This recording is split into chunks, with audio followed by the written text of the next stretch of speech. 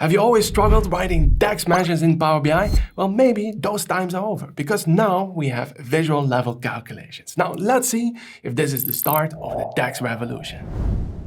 A lot of people, they are very excited when they start working with Power BI, when they see all of the possibilities. But that excitement quickly disappears when they have to write their first measure, because you need to know all different kinds of concepts like filter context, row context, context transition, and that makes it maybe a little too difficult for people that might not be using it on a daily basis. But that is exactly where visual level calculations come in. DAX is going to be much easier. Now, let's see how it works. If you want to follow along, make sure that you're on the February 24 version or later, and that you turn it on the preview option. Okay, so let's try it out. Let's select over here this matrix visual that I prepared that shows the sales actuals over time. And now I want to add a calculation to it. So I go here to the Home tab, and there in the calculations group, there we have new calculation. All right, now what happens is that a new window pops up. At the top, we have our visual, and at the bottom, there we can add our visual level calculation. Now, if this is the first time that you do it, then probably you want to make use of some of the templates that are given. Now, if you click there on the FX button, you get this overview with different types of calculations. Now, here I see division in 4 groups. First of all, running sum, so the running calculations. So which accumulates that over time for running sum. Moving average, that's the second group, so the rolling calculations. Then we have the next 3% of parent, grand total, and children. Those calculations involve a different level of detail. And then the last 4, those are comparisons versus previous, next, first, and last. Okay, now let's try them out and let's see what kind of new functions we have here as well. So let's try with one of the easiest ones, so versus previous. Now that gives us a nice little template for this type of calculation. Now, in front of the equal sign, that is the name of this measure, just like with normal measures.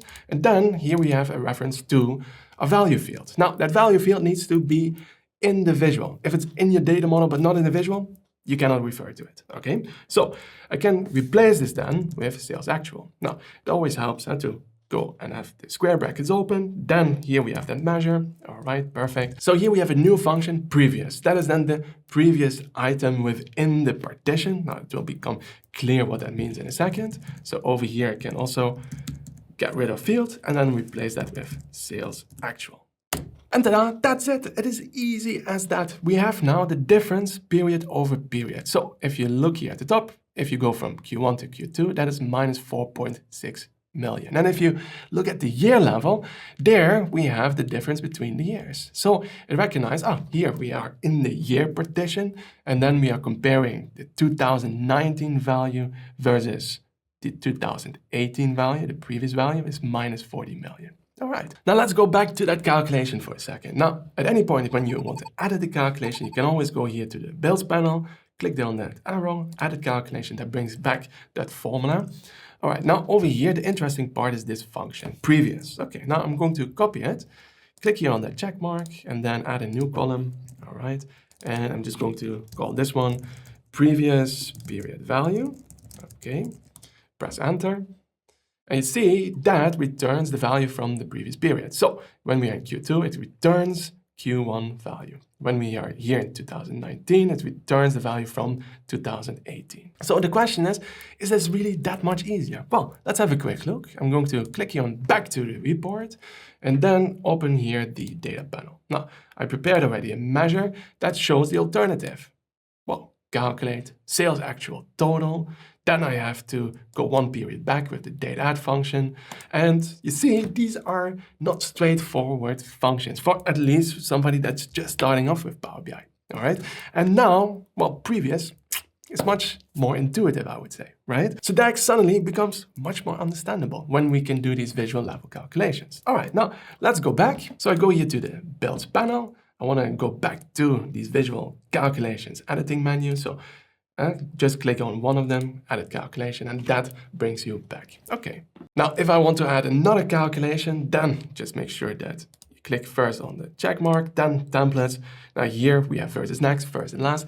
There are no surprises there, right? If I would say versus first, then we have the first function. And if I would have last, then we have the last function. So that's the last item within that partition. All right, now that is the first group of calculations. Now, let me just get rid of this one. Now, what you might have noticed though, is that the formatting is not the same as the formatting that I have applied to sales actual total, right? If I go over here to my data panel, select sales actual total, and then go to measure tools, you see, there is the formatting string that is applied, which means, okay, show the values in millions. But then I do this visual level calculation, doesn't show it in millions. It's a little bit annoying. So the number formatting doesn't get picked up from that measure that I base it on. And there's no way to set up the number formatting yet. But I guess, well, with the next update or so, they will probably add this, right? Now, for the time being though, if you want to use these visual calculations already, that what you can do is just edit one of these calculations. So go back, and then here we can just wrap it for now inside of a format function. All right, and then in between quotation marks, there we can then use that formatting string. All right, so I'm just going to use the same formatting string as I have for sales actual total, and that fixes it for now. Now, another thing that you might want to know is that you can still use normal DAX functions also here, right? So let me first get rid of that previous period value. I don't need it anymore. Okay, and here I only want to show versus previous when there is a previous value, right? So over here, my data set starts in 2018. So here, the first Q1 January, well, gets compared to, well, 0, right? So, and therefore that value is so big here. So if I want to edit it, let me just edit the calculation then we can extend this a little bit further, right? We can still say if, and then check if the sales actual total, so square bracket open, sales actual total, if this one is not blank. Now, how do I do this? Not is blank, okay? So let's close these brackets there. If this is the case, then I want to calculate the difference. Okay, and otherwise I just want to show nothing, so I leave it empty. And it still shows because I made a mistake. Let me just quickly go back. And of course here I want to check if previous sales actuals total is blank. So I wrap this now in a previous function just like this. And that gets rid of that January value that we have there and also the total value for Q1 there. And you see in the visual itself, also here we have 2018 and Q1 value, they disappear. All right, good. So now it's time to explore the second group of calculations, which is the running calculations. Okay, so I'm gonna go over here to the templates, running sum. Let's just use that one. And you see also here the function name is not surprising, running sum. And we can just refer then to the fields that we want to accumulate, that we want to have the running total of. Now in this case, that is then the sales actuals total. Okay. And again, without having to create any complicated DAX, we have now an accumulating sum. Now, what about a running average? Because here the template gives me running sum, but maybe there's also a running average calculation, right? It's something that I would expect there to be. So I'm gonna add another measure. So I'm gonna go over here and let's call this one then running average. And before, the function that we used was running sum. Right? Calculate the running sum along the specified axis of the visual calculation data grid. Okay, now I'm going to replace sum with average.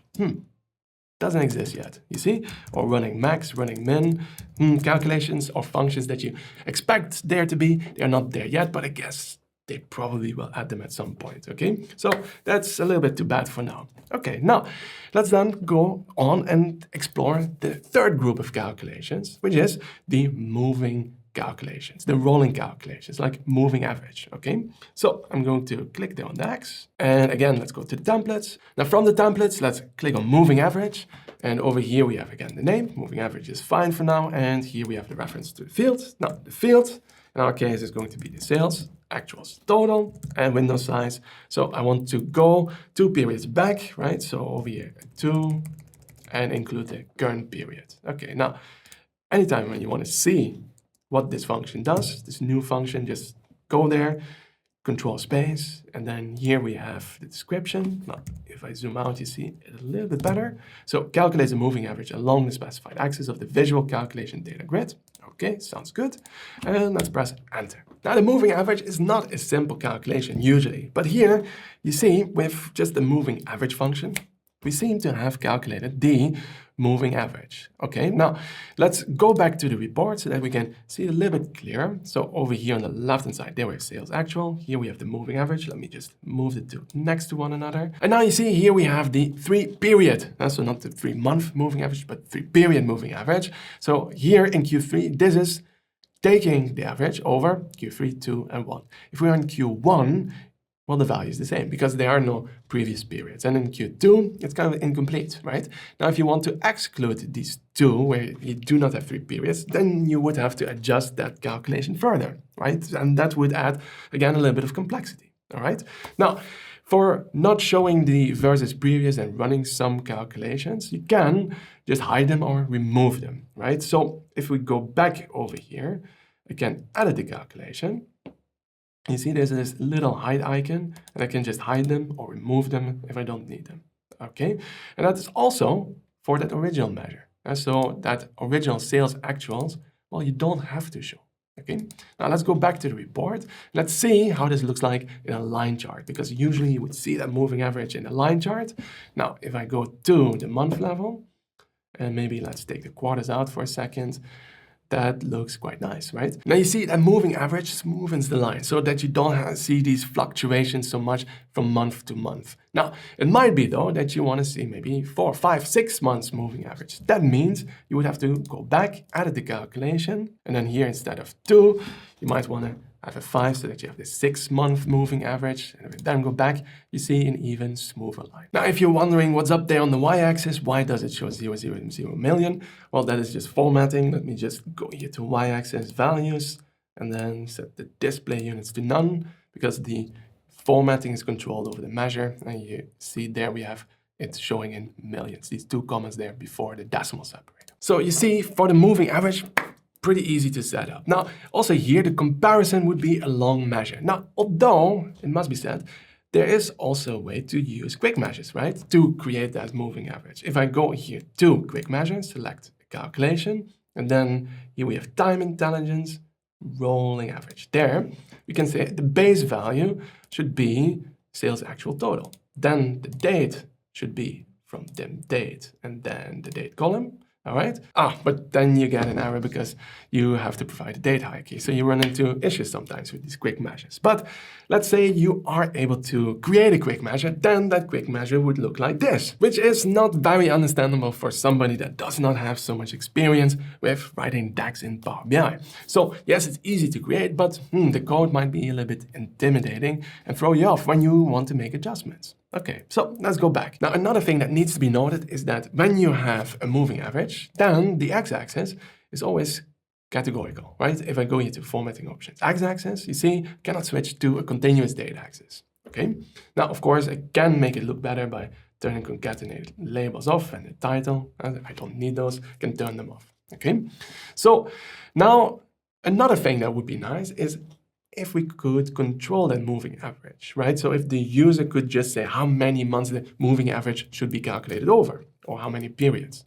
Now, to be able to do that, we need a numeric parameter. So if we go here to modeling, new parameters, numeric range. Now over here, let's call this one number of periods, and then the minimum, let's say if we would have it for months, then you want to start with 1 month back, or 0 months back maybe, till the maximum 11, because if you include the current one plus the 11 previous one, you have exactly a year. Increments 1 by default 3 months, so 2 months back, add the slicer. Okay, that gives us a nice little slicer. Let's put it right next to a visual. Let's put it to 2. And now in that visual level calculation, I want to refer to the selected value. Now, normally you would have the selected value being returned by a measure, right? So over here, we have periods value that returns the selected value, and that I want to refer to. Now, the problem is that with visual level calculations, we cannot refer to measures that are outside of the visual, all right? So maybe if we add that periods value to our visual,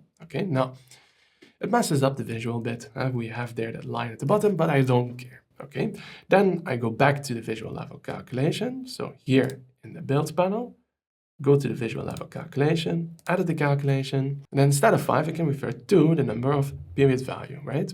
So let's see if I now the square bracket open, period value, there it is, press enter, and breaks. Cannot display the visual matrix. The visual calculation moving average has a syntax or semantic error, blah, blah, blah.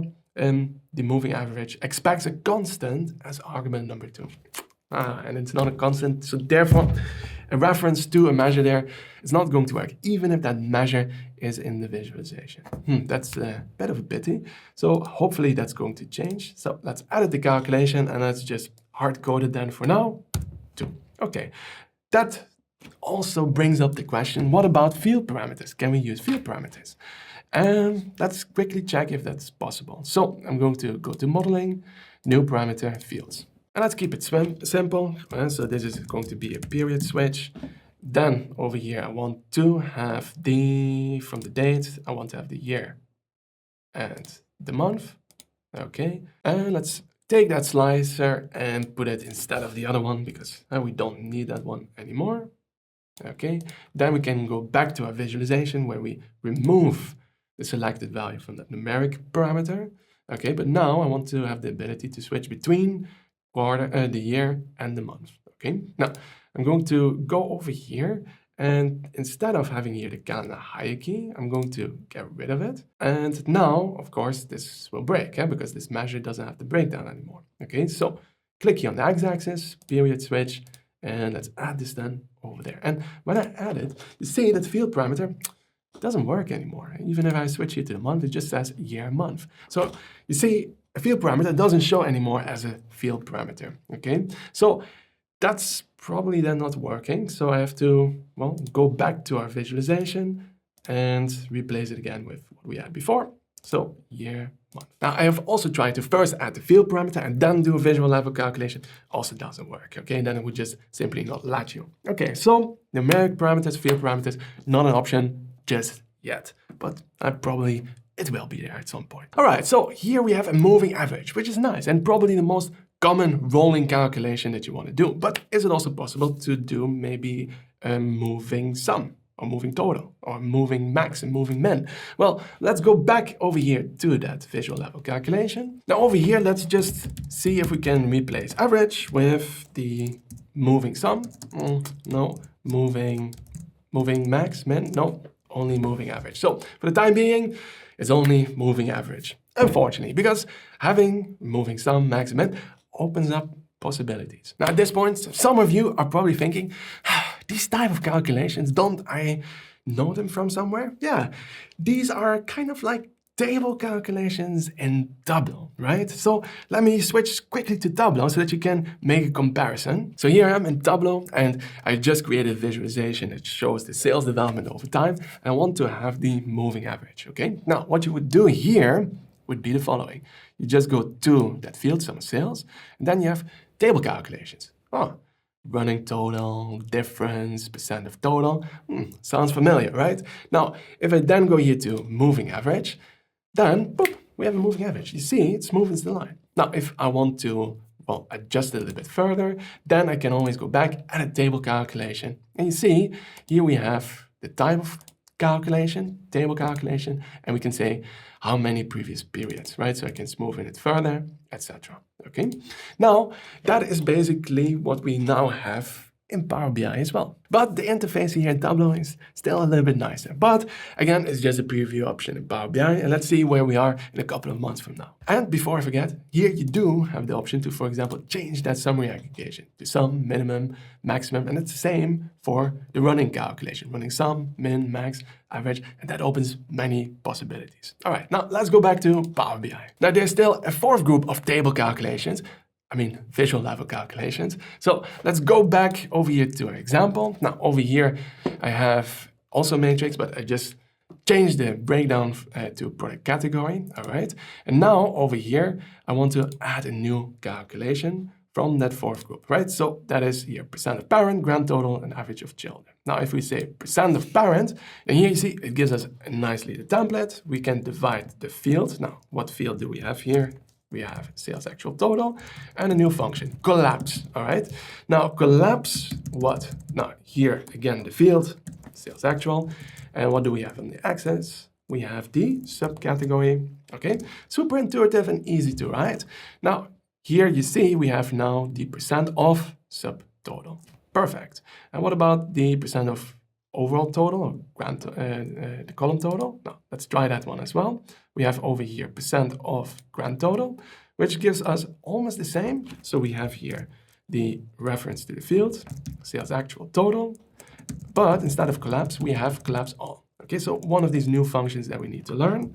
Now let me also update the arguments. So here the axis, though, is not subcategory, but in this case you have to say rows. Okay, so that gives us then the percentage of the overall grand total. Okay, so the important function here is collapse or collapse all, right? So if we add a new calculation where we can dive a little bit deeper into this function, so here collapse, all right, then we have the expression. So here we have sales actual, and what we have on the axis, well, we have the subcategory name.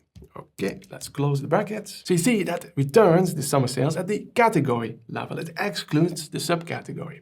Excludes. So in Tableau, that would be the exclude function. All right. Now, just like exclude, there is then also include. And here that is called expand. Okay, so let's try that variation as well. I'm gonna go here to FX, and here we have the average of children. Okay, so expand.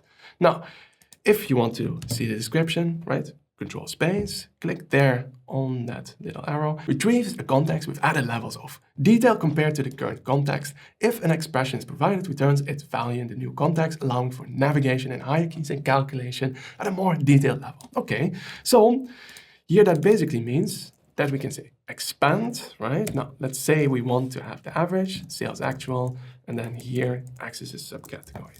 Okay, now what is this going to do? Let's have a look. Okay, now this basically sums up the sales at the subcategory level, and then of those values takes the average. Okay, now to see it a little bit clearer, let's go back to the report. All right, and I take that last visual level calculation and I just drag it up so that it's the second column over here. Okay, so here we see the sum of sales, here we see the average. Now, the average is the same as the sales actual when we are at the subcategory level. But where it gets different is there at the category level, because what this expand does, it basically expands to the subcategory level, gets these three values, sum of actuals, and over these three values takes the average, right? And that is the 2.2 that you see over there. And over here of these four values, it's 6.6. And even if I go to the category level, you see it first calculates the sum of sales at the subcategory level, and if those values calculates the average. So you see, these type of functions are like include and exclude in Tableau. So people that are switching now from Tableau to Power BI, they probably will be happy. All right, now let's clean up this visualization a bit and answer the question, can we actually use these visual level calculations also for conditional formatting, let's say? Now, I'm going to get rid of all of them. All right, now let's see if we can use these visual level calculations for conditional formatting or other visual elements that we can control normally with measures, okay? So I'm going to click here on New Calculation. Let's just call this one CF to keep it simple. And I want to see if the sales actual is bigger than a certain amount. Let's go for, let's say, 10 million. Now you see that returns true or false. Now, if you want to, you can also return the color straight away, right? So you can say if this is true, then I want to have the color green, and otherwise I want to have the color red. Okay, so it is working. Then I can go back here to the report, and then we can go here to formatting, and then we have conditional formatting in the cell elements, sales actual total. Now here you see the other one is also there, right? So I can also select CF. Background color, all right, sounds good. Click here on FX, and now I want to have field value. Now, that visual level calculation doesn't pop up over here, so I cannot use it for conditional formatting. And that's the same for reference lines that we potentially could add. So it would be nice to have a way to reuse these visual level calculations for controlling conditional formatting, reference lines, etc. Okay, so over here, unfortunately, not possible. All right, and what about custom visuals? Can these visual level calculations also be used for custom visuals? Well, let's try it out. I'm just going to get rid there of this conditional formatting, then also here data, and then get rid of that visual level calculation. And now I'm going to click here on get more visuals, and let's see what happens when we turn this visualization into a custom visual. Can we still apply visual level calculations? Okay, so over here, let's just look for a matrix, maybe that one from Zebra BI. All right, so here we have that table visual from Zebra BI. Let's turn the matrix into that one. All right, perfect. Now I want to see the forecast as well. So let's add it here first to values. Perfect. And now we go to home, new calculation. It's not grayed out. And I want to calculate difference. So difference between the forecast and sales actual, maybe the other way around. So over here, we have sales actual minus the forecast. All right, now here you see the difference is correct. We added it. Now we just have to make sure that for this visualization, it is in the right place, which I believe is not here, but on forecast. So we can just drag and drop it over there. Okay, perfect, nice. So the conclusion, yes, visual level calculations can be used for custom visuals. And what about all normal native visuals? So far we just have seen the line chart and the table or matrix, right? But are there other visualizations for which it might not work? Well, let's go over here to the builds panel. Let me just make this a little bit wider. And here you see we have stack bar chart. Let's click on that one first. Okay, now how the visualization looks like doesn't really matter. You see, new calculation is possible, right? It's not grayed out. Now, just like this, you can click on every single visualization and everything works up to the point where you get the line and stacked column chart. And you see, then it will say, oh, it's not supported. Okay, so not every visual is supported. Also, when I would click on a map, visual calculations would be removed. So there are a few for which you cannot do visual level calculations, at least not just yet. All right, and what about calculation groups? Can we still use calculation groups when we have visual level calculations? Well, let's give that also a try. I'm going to get rid of the sales forecast. All right. Okay, then I'm going to switch back to a matrix. I don't need to have the difference, so I click that one away. Okay, now let's bring back the forecast again. So over here, I'm going to add sales forecast total. And then right next to this matrix, we're going to have a slicer. Okay. And on that slicer, we're going to add the calculation group, okay, which I've already set up. So over here, you see time intelligence, pretty straightforward. And then if I click around here, you see we can switch between different calculation types, okay, which are just measure patterns that get applied to these measures. Okay, now let's add then the visual level calculation that calculates the difference. Okay, so I'm going to move this a little bit to the right. Let's make it a little bit bigger and then click on new calculation again. And then here we have the difference. And this is going to be equal to, we have sales actual minus the sales forecast. So far, no problem. It shows me exactly the correct difference, just with a different number formatting. Then we can go back to the report. Everything is still fine. Now, if I switch to current here, also works. And what about year to date? Also works. Okay, so calculation groups still work even with visual level calculations. And then another question that you might have is, do visual level calculations still work when you're not in import mode, but in direct query? Well, over here I have a different Power BI file, and you see here I'm in direct query mode. So you see on the left-hand side, there's no table view, right?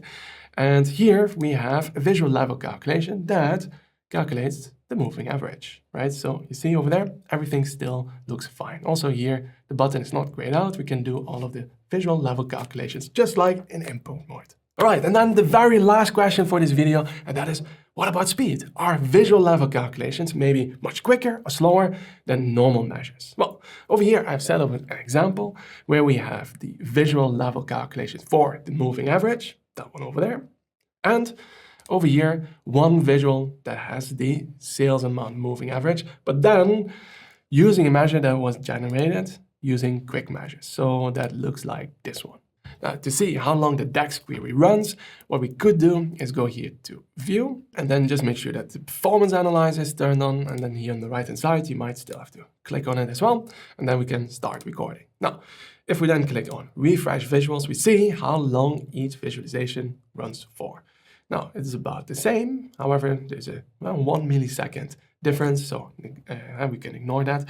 And if we then open one up, then we know, okay, this one is for the quick measure. The DAX query ran for 28 milliseconds. Okay, so it's not long anyways, right? So, and if I go to the first one, open that one up, there the DAX query for the visual level calculation, took quite a bit longer, 54 milliseconds. Okay, now let's try this again. So I'm going to clear this, start recording, refresh the visuals. Let's see if the result is more or less the same. So let's open it up. And again, the one for the visual level calculation is quite some milliseconds above the other one. Again, you know, like it's milliseconds that we're talking about. But if we have maybe more complexity in the type of measures, the difference could be big, potentially. All right, now let's give this one more try. I'm gonna go here to the next sheet where I have the following example. Here on the left-hand side, we have a visual level calculation. Here on the right-hand side, there we have the percent of total, a measure that I wrote, just a normal measure. Now, then start recording. Let's refresh the visuals. Okay.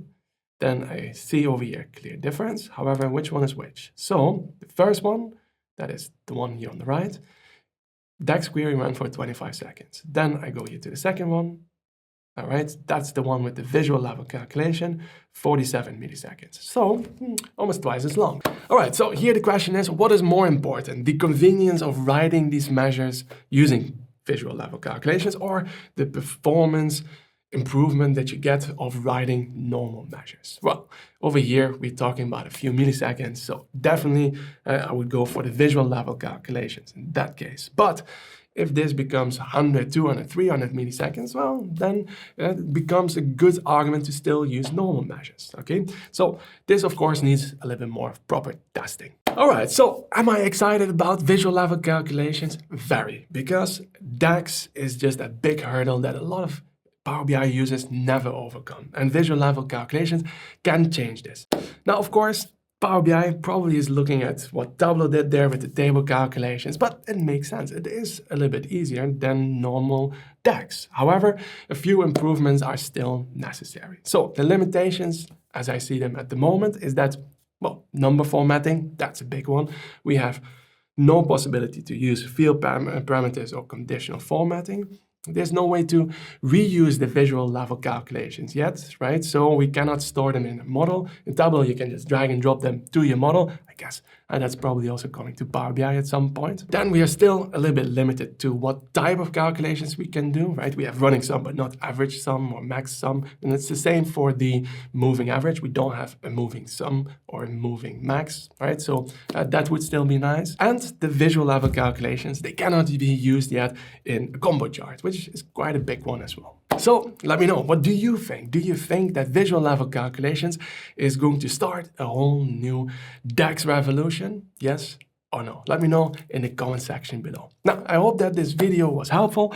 And if you just want to learn normal DAX, the old school way, then just check out this video over here, which gives you a good starting point. Thank you for watching, and I hope to see you in the next video.